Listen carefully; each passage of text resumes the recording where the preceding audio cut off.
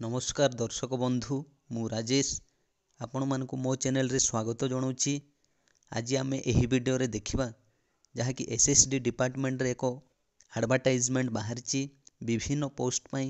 तो सेही पोस्ट गुड़िक विषय रे आम देखिबा केउ जिल्ला रे केते पोस्ट रही। तो वीडियोटा निश्चित शेष पर्यंत देखिए एवं पसंद लगिले लाइक करिवे, शेयर मध्य करिवे। तो चलंतु समय नष्ट न करी वीडियोटा स्टार्ट करिबा। तो देखंतु एठारे बाहरी office of the collector district magistrate Koraput district रे ST and SC development section रे बाहरी। तो देखंतु एठारे को पोस्ट बाहरी BA BEd BSc BEd CBZ Sanskrit Hindi PET high school बा गर्ल्स हाई स्कूल जोटा कि एसटी एंड एससी डिपार्टमेंट पाई बाहरी केवल कोरापुट डिस्ट्रिक्ट रे। तो चलतु एबे देखिबा आमे केउ केउ पोस्ट पाई केतोटी पोस्ट रही। तो देखंतु एठारे बीए बीईडी पाई टोटाल 5टी पोस्ट भितरु एसटी पाई गोटिए, एसटी ओमेन पाई 0, एससी पाई गोटिए, एससी ओमेन कैटेगरी रे 0, सेपरी एससी बीसी पाई 0, यूआर पाई रही 2टा, यूआर ओमेन पाई रही गोटिए। तो टोटाल मिसिकी 5टी। तो सेहीपरि बीएससी बीईडी सीबीजेड रे देखिबा टोटाल पोस्ट है 6टा, एसटी पाई रहिला गोटिए, एसटी ओमेन पाई गोटिए, एससी पाई गोटिए, एससी ओमेन पाई गोटिए, एससी बीसी पाई 0, एससी बीसी ओमेन पाई मध्य 0, यूआर पाई रही गोटिए, यूआर ओमेन पाई गोटिए, टोटाल 6टा। तो सेहीपरि आमे देखिबा संस्कृत टीचर पाई 6टा रही पोस्ट। से भितरु एसटी पाई 2टी, एसटी ओमेन पाई 2टी, एससी पाई 0, एससी ओमेन पाई 0, एससी बीसी पाई 0, एससी बीसी ओमेन पाई मध्य 0। तो यूआर पाई गोटिए रही, यूआर ओमेन पाई मध्य गोटिए। तो तापर देखिबा हिंदी टीचर टोटाल 3टी पोस्ट अछि। से भितरु एसटी पाई गोटिए, एसटी ओमेन पाई 0, एससी पाई गोटिए, ओमेन पाई 0, SC BC 0, SC BC women पाई 0, यूआर रे गोटिए। तो एबे देखिबा पीईटी टीचर पाई जहाँ कि पीईटी पाई 6टी पोस्ट रही टोटाल। 6टा भितरु 4टी एसटी पाई, 2टी ओमेन पाई, एससी पाई 0, एससी रे 0, तापर यूआर रे मध्य 0। तो वर्तमान देखिबा यार एज लिमिट केते रही। तो देखंतु मैक्सिमम 32 इयर्स हेथिबो एवं मिनिमम थिबो 21 इयर्स जहाँकि 1/1/2020 मध्य। तो तापर रही मैक्सिमम एज लिमिट जहाँकि रिलैक्सेशन रही गवर्नमेंट रूल्स अनुसार एसटी एससी पाई। तो एसटी एससी पाई जहाँकि 5 वर्ष, जो मानकर पीएच कैंडिडेट तांकर अपर एज लिमिट रहिबो 10 इयर्स। तो वर्तमान देखिबा आमे एकेडमिक एंड प्रोफेशनल क्वालिफिकेशन माने एबे क्वालिफिकेशन देखिबा एई पोस्ट पाई।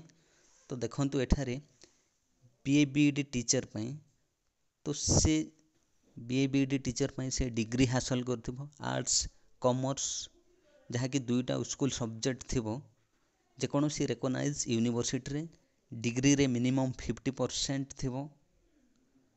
यह छड़ा एससी एसटी पीएच एससीबीसी पाई 45% आउ मध्य बैचलर डिग्री बा हमर बीईडी रहिथिबो एवं से निश्चित स्टेट एग्जाम रे एलिजिबल थिबो बा पास करथिबो। तो सेहीपरि आम देखिबा बीएससी बीईडी टीचर पाई तो एठी मध्य हमर सेम रही जहाँ कि से 50% मार्क रखिथिबो डिग्री रे एवं एसटी एससी पीएच एससीबीसी पाई 45% थिबो एवं से मध्य बीईडी पास करथिबो आउ मध्य से स्टेट रे मध्य क्वालिफाइड करथिबो। तो देखंतु संस्कृत टीचर पाई से मध्य संस्कृत रे डिग्री हासिल करथिबो जहाँ कि 50% मिनिमम आउ एसटी एससी पीएच एससीबीसी पाई 45% एवं से डिग्री छड़ा आउ से शिक्षा शास्त्री बा संस्कृत रे से पास करथिबो एवं स्टेट निश्चित क्वालिफाइड करथिबो। एबे देखिबा हिंदी टीचर पाई क्वालिफिकेशन दरकार से मध्य डिग्री हासिल करथिबो जहाँकि 50% मार्क थिबो डिग्री रे 45% रहिबो एससी एसटी पीएच एससीबीसी तो सेमान मध्य पकई पारिबे एवं ता सहित आउ गोटे करथिबो राष्ट्रभाषा रत्न बा राष्ट्रभाषा प्रचार समिति वार्धा और विथ शास्त्री फ्रॉम ओडिशा राष्ट्रभाषा परिषद पुरी रे मध्य से करिथिबो आउ से मध्य स्टेट रे क्वालिफाइड करिथिबो। तो वर्तमान देखिबा पीईटी टीचर पाई तो पीईटी टीचर प्लस 2 रही क्वालिफिकेशन से मिनिमम 50% मार्क रखिथिबे आ 45% थिबो एसटी एससी पीएच ए सब कैंडिडेट पाई रहिबो।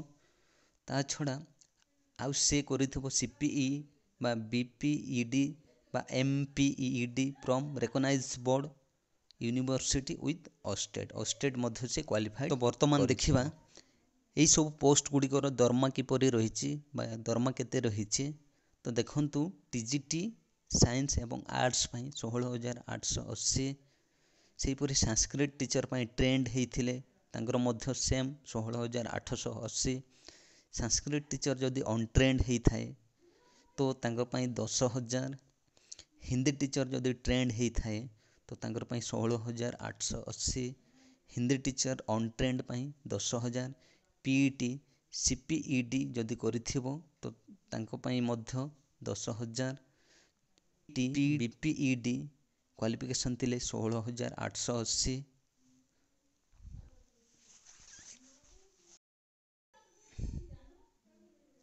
तो वर्तमान देखिबा एई एप्लिकेशन फॉर्म किपरि पका हबो तो देखंतु एटा होछि ऑफलाइन रे पका हबो जहाँ कि एटारे एड्रेस रही district welfare officer Koraput 764020 by register post किंबा स्पीड पोस्ट जहाँ कि 27 सुधा सेठारे पहुँचवा निहाती दरकार। तो वर्तमान देखिबा सिलेक्शन प्रोसीजर जहाँ कि सिलेक्शन प्रोसीजर रही लिस्ट बाहर केवल आमर परसेंटेज वाइज जहाँ भी डिग्री एवं जहाँ भी प्रोफेशनल क्वालिफिकेशन रही बीईडी। तो वर्तमान देखिबा एहा पई कौन सब डॉक्यूमेंट्स दरकार तो देखंतु self attested xerox copies certificate academic documents एवं सेल्फ अटेस्टेड जेरॉक्स कॉपी जहाँ भी कास्ट जदि एसटी एससी एससीबीसी तो तांको पई कास्ट सर्टिफिकेट निहाती दरकार। तापुरे रही self attested xerox copy resident certificate मध्य निहाती दरकार जो सर्टिफिकेट अप्लाई होइथिबो 1/6/2017 पर से रेसिडेंट सर्टिफिकेट दरकार। Self attested xerox copy employment registration card self attested xerox copy यदि पीएच कैंडिडेट होइथिबे तो ताको मध्य दरकार। आउ दरकार self attested recent passport size colour photograph गोटे बैंक ड्राफ्ट 100 टंकार दरकार जहाँकि पेएबुल रे थिबो SBI Koraput in favour of district welfare officer Koraput other than ST SC pH candidates. तो देखंतु एप्लिकेशन फॉर्म मध्य रही एई फॉर्म रे डाउनलोड करी एटा फिलअप करिवे एही फॉर्म अनुसार फिलअप करी सेठारे पहुँचैबाक पड़िबो। एही एडवर्टाइजमेंट बा एप्लिकेशन फॉर्म मध्य मोर डिस्क्रिप्शन रे मिली जिवो आपण मन डिस्क्रिप्शन चेक करी डाउनलोड करिवे एवं जो माने एलिजिबल से माने पकई पारिबे। तो आजिर वीडियो एतिकरे समाप्त हैला पसंद लागिथिले निश्चित लाइक करंतु शेयर करंतु धन्यवाद।